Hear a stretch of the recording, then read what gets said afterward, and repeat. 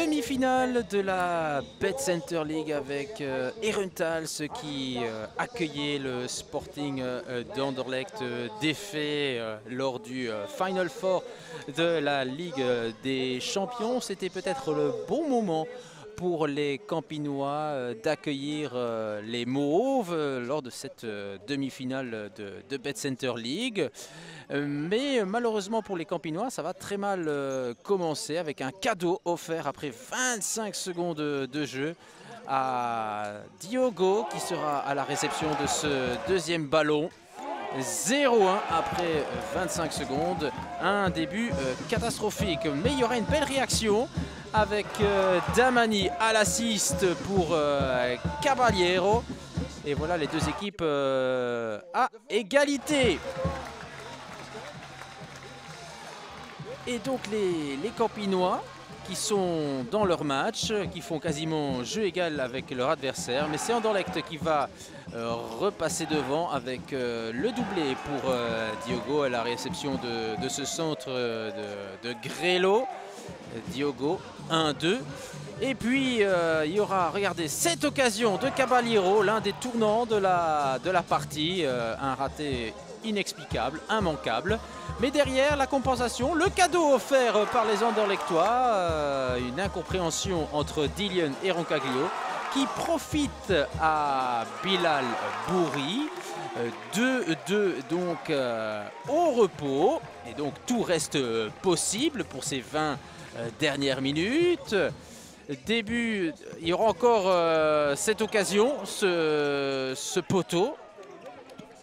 Et puis on va se retrouver pour la deuxième mi-temps avec Diogo qui va s'offrir même un triplé suite à cette déviation subtile de Roninho, repoussé par Talawi. Diogo encore une fois très bien placé.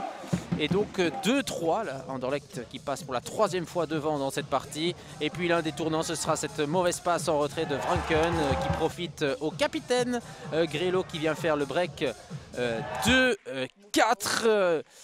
2 buts d'avance donc pour les Mauves. Et puis il y aura même 3 buts d'avance avec Roninho qui va anticiper ici la sortie de Morad Talawi.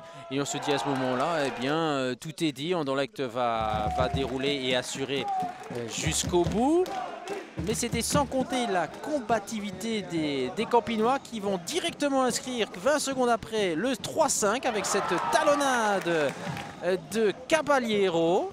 2 buts pour lui ce soir. Bien joué là sur cette action. 3-5. Les Campinois qui continuent d'y croire. Car ils ont bien compris que leur adversaire n'était pas dans un grand soir. Et ils vont même se voir offrir le 4-5. El Fazi qui laisse le ballon à Damani. 4-5. Malheureusement, ça ne suffira pas.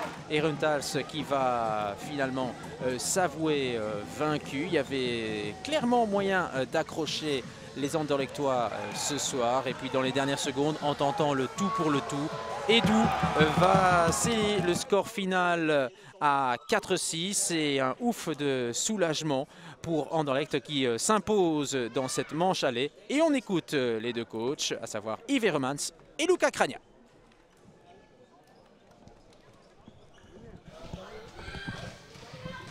Voilà, Luca Cragna, victoire du Sporting d'Anderlecht dans cette demi-finale allée des playoffs ici à Herentals. On le sait, ça n'est jamais facile de s'imposer, ça s'est encore vérifié ce soir. Oui, je pense que victoire méritée quand on voit l'ensemble du match, même si on s'est fait un peu peur à la fin, quand on menait 2-5, où on a donné encore des cadeaux. Sur l'ensemble du match, je pense qu'on a créé beaucoup d'occasions. Le gardien en face a fait un super match, on a eu quelques poteaux. On a par moments aussi manqué de réalisme, tout simplement. On savait que ce match-ci est difficile. Je rappelle que l'année dernière, on a quand même joué les prolongations ici en demi-finale de play-off. Donc Herentals, c'est toujours une équipe très difficile à jouer, très bonne équipe. Et je suis content avec la victoire ce soir. Est-ce qu'il y avait un effet post-Final Four ce soir? On a senti des joueurs un peu en deçà de leur niveau. Est-ce que ça peut expliquer cette prestation un peu, on va dire, en demi-teinte des Anderlechtois ce soir? Oui, je pense qu'on n'a pas joué à notre meilleur niveau, ça c'est sûr. Ça vient un peu de la Champions League, oui aussi, un peu le fait de devoir changer la disquette, comme on dit un petit peu. Et voilà, mais le match d'ici était très attendu, certainement par Herentals aussi, après notre Champions League. Donc on a prouvé ce soir qu'on savait qu'on avait remis les pieds sur terre au niveau et qu'on avait remis le maillot de la Belgique, on va dire comme ça, du championnat de Belgique. Et voilà, donc on mène 1-0. L'objectif c'est de se qualifier pour la finale avec la semaine prochaine. Et puis voir l'adversaire que l'on rencontrera. Mais voilà, je suis satisfait de ce soir, même si on n'a pas vu le meilleur Anderlecht. Je suis satisfait du résultat et de la manière dans le global, on va dire. Alors quand même un petit mot sur ce Final Four, maintenant avec quelques jours de recul, quel est le regard à porter justement sur cette expérience vécue par le Sporting d'Anderlecht? Mais plus que le Final Four, je pense qu'il faut parler de notre campagne de Champions League. On doit être très fiers de notre campagne de Champions League, d'être arrivé entre les 4 meilleures équipes européennes. C'est quand même, on va dire, un exploit. Quand on voit contre les équipes contre lesquelles on a joué, on a quand même tiré le Barça en Elite 30, c'est pas rien du tout. Oui, là, malheureusement, les 5 premières minutes contre Sporting Portugal nous ont été fatales. Avec 4 buts encaissés, ça devenait difficile. Malheureusement, ce match, on n'a pas joué comme on aurait voulu le jouer. Par contre, on a vu le deuxième match contre Benfica, un très bon Anderlecht, où là, on méritait plus que d'être battu. Je pense qu'on méritait au moins le match nul. Quand on voit aussi, on avait 4 poteaux et la balle n'a pas tourné pour nous.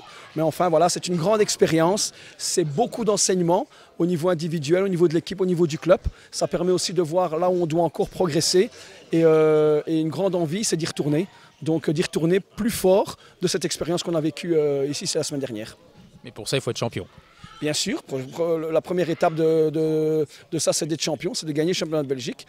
Et pour pouvoir justement profiter de notre aventure européenne et tenter de retourner au Final Four, ce qui est une expérience extraordinaire. Merci à vous. Lieve Hermans, wie gedacht dat Anderlecht walkover? Verre van. Ja, hier thuis hebben we het altijd eigenlijk. Maken we het Anderlecht altijd moeilijk. Ik moet ook wel zeggen dat we wel een goede wedstrijd spelen. En ik zeg, zij moesten misschien in de eerste helft ook een paar goals maken, maar wij ook. En we weten dat je tegen Anderlecht die kansen die je krijgt moet afmaken. Maar we hebben hier ons wel getoond, denk ik, dat we altijd tegen Anderlecht wel iets meer kunnen. En dat we toch wel een heel goed ploeg hebben.